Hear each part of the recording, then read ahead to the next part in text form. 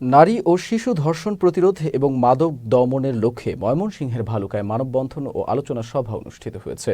রোববার দুপুরে উপজেলা পরিষদের সামনে আন্তর্জাতিক মানবাধিকার দুর্নীতি বিরোধী সোসাইটি ভালুকা উপজেলা শাখা ও বাংলাদেশ মানবাধিকার পর্যবেক্ষণ পরিষদ ভালুকা উপজেলার উদ্যোগে মানববন্ধন অনুষ্ঠিত হয়।